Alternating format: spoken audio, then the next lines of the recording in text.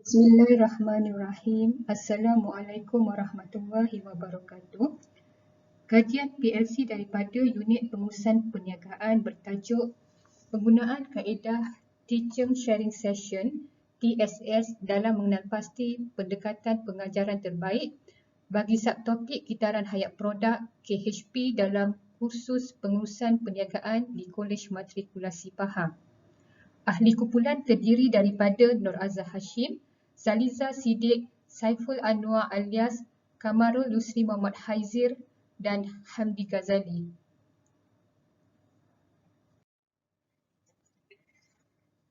Dalam pembantangan ini, perkara yang akan disentuh iaitu pertama pendahuluan, yang kedua penyataan masalah dan objektif kajian, yang ketiga metodologi kajian, yang keempat hasil kajian dan perbincangan, dan akhir sekali kesimpulan.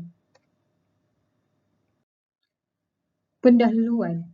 Professional Learning Community atau PLC merupakan program pembangunan kaedah pendidikan yang dilaksanakan sendiri oleh para guru secara bersama dan berterusan bagi melonjakkan prestasi pelajar ke tahap yang terbaik.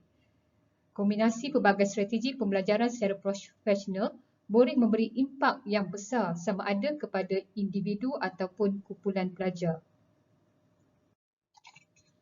Kedua iaitu penyataan masalah dan objektif kajian. Terdapat 3 penyataan masalah yang dikenalpasti dalam kajian ini iaitu yang pertama, didapati pelajar tidak dapat melakar graf kitaran hayat produk dengan betul. Yang kedua, didapati pelajar tidak mahir mengaitkan graf dengan jualan, kos, keuntungan, pelanggan dan pesaing. Dan yang ketiga, didapati pelajar tidak dapat menentukan strategi pemasaran yang sesuai bagi setiap tahap kitaran hayat produk. Sementara itu, bagi objektif kajian yang ingin dicapai dalam sesi perkongsian guru iaitu yang pertama untuk mengesahkan tahap kefahaman pelajar bagi subtopik kitaran hayat produk, dan yang kedua ialah untuk mengenalpasti apakah kaedah PDP yang terbaik yang boleh diaplikasikan kepada pelajar. Yang ketiga iaitu metodologi kajian. Kaedah sesi perkongsian guru ini melibatkan 4 fasa. Fasa pertama adalah mengenal pasti subtopik yang kritikal yang menjadi fokus kajian ini. Fasa kedua iaitu setiap pensyarah akan menjalankan ujian pra dan pasca di dalam kelas tutorial masing-masing. Fasa yang ketiga iaitu sesi pembentangan dan perkongsian dilaksanakan di mana setiap pensyarah berkongsi kaedah pengajaran yang diaplikasikan ke atas pelajar bagi subtopik ini. Dan fasa keempat adalah memilih dan menetapkan kaedah PDP yang terbaik setelah mengambil kira kelebihan dan kekurangan bagi setiap kaedah tersebut. Secara unit pengurusan perniagaan terlibat dalam kajian ini, setiap pensyarah mempunyai kaedah masing-masing dalam menyampaikan subtopik ini kepada pelajar. Yang pertama, Cik Zaliza binti Siddiq, kaedah PDP dia adalah menggunakan lipatan kertas. Puan Nur Azhar binti Hashim menggunakan gambar kitaran hayat manusia. Yang ketiga, Encik Kamdi bin Ghazali menggunakan poster dalam sesi PDP. Yang keempat, Encik Kamarul Yusri menggunakan latihan soalan-soalan lepas PSPM kepada pelajar. Dan akhir sekali, Dr. Saiful Anwar bin alias menggunakan aplikasi Padlet dalam mengajar subtopik ini. Yang keempat, hasil kajian dan perbincangan. Jadual 2 menunjukkan pencapaian bagi ujian pra dan ujian pasca yang dijalankan ke atas pelajar. Ujian pra dilakukan untuk mengetahui tahap kefahaman pelajar tentang subtopik KHP, manakala ujian pasca dijalankan untuk mengetahui tahap keberkesanan kaedah pengajaran. Markah yang diperolehi pelajar dibahagikan kepada 3 tahap. Julat markah 0 hingga 5 mewakili tahap rendah. Julat markah 6 hingga 10 adalah tahap sederhana, manakala julat markah 11 hingga 15 mewakili tahap tinggi. Dalam kajian ini, bilangan pelajar yang mendapat markah bagi ujian pra dan pasca dianalisis dalam bentuk peratusan. Perbezaan antara ujian pra dan pasca juga dinilai untuk melihat keberkesanan kaedah pengajaran setiap pensyarah. Hasil daripada ujian pra dan pasca yang dijalankan menggunakan 5 kaedah PDP yang berbeza menunjukkan bahawa 27 hingga 74% pelajar mendapat markah rendah iaitu markah 0 hingga 5. 26 hingga 92% pelajar mendapat jumlah markah sederhana iaitu markah 6 hingga 10 dan kurang daripada 28% pelajar mendapat jumlah markah tinggi iaitu markah 11 hingga 15. Setelah pensyarah mengaplikasikan kaedah masing-masing, hasil ujian pasca mendapati bahawa aplikasi Padlet memberi lonjakan tertinggi bagi jumlah markah 11 hingga 15 iaitu 72%.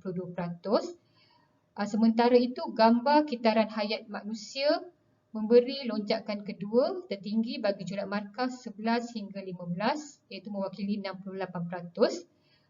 Untuk kaedah lipatan kertas, ketiga tertinggi bagi jumlah markah 11 hingga 15 iaitu mewakili 68%.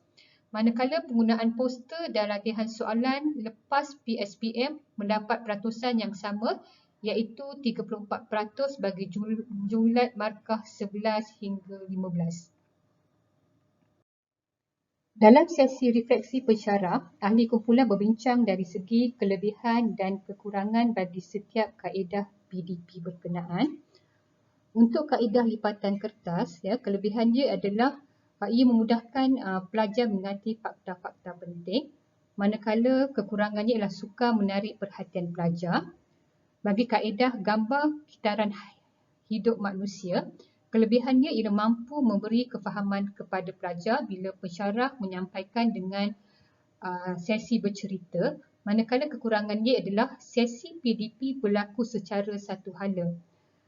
Untuk penggunaan poster pula, kelebihan dia adalah memberi kemudahan kepada pensyarah dalam sesi penyampaian PDP kepada pelajar, manakala untuk kaedah ini, interaksi aktif antara pensyarah dan pelajar adalah secara minima. Untuk kaedah keempat iaitu latihan soalan lepas PSPM, antara kelebihan kaedah ini ialah ia mampu meningkatkan tahap kefahaman pelajar, manakala kekurangan yang dikenal pasti adalah pelajar sukar menjawab soalan berkenaan kerana pelajar baru belajar subtopik tersebut. Yang terakhir iaitu aplikasi Padlet. Kaedah ini mudah difahami oleh pelajar, sesi PDP berlaku secara interaktif dan pembelajaran berlaku secara kolaboratif. Manakala kekurangan dia adalah pensyarah tiada kawalan ke atas maklumat yang dikongsi oleh pelajar. Dengan analisis yang dijalankan, ahli kumpulan bersetuju untuk memilih aplikasi Padlet sebagai kaedah terbaik dalam sesi pengajaran dan pembelajaran subtopik KHP. Pembelajaran aplikasi Padlet berlaku secara interaktif, ia menimbulkan keseronokan dan meningkatkan motivasi pelajar berbanding dengan 4 kaedah yang lain. Kesimpulan hasil daripada kajian ini adalah yang pertama, kaedah sesi perkongsian guru mampu meningkatkan kualiti PDP pensyarah melalui perkongsian pengalaman, pengetahuan dan kaedah pengajaran. Yang kedua, tahap kefahaman pelajar berada pada tahap yang rendah bagi subtopik KHP melalui ujian pra tetapi dapat dilonjakkan melalui pendekatan pengajaran terbaik yang dikenal pasti melalui sesi perkongsian guru. Yang ketiga, aplikasi Padlet adalah kaedah yang terbaik bagi mengajar subtopik KHP kerana ianya berasaskan kepada teknologi digital dan relevan dalam dunia pendidikan masa kini. Yang keempat, aplikasi Padlet boleh diperluaskan dalam pengajaran subtopik rancangan perniagaan di mana pelajar perlu belajar secara kolaboratif dalam satu kumpulan. Terima kasih.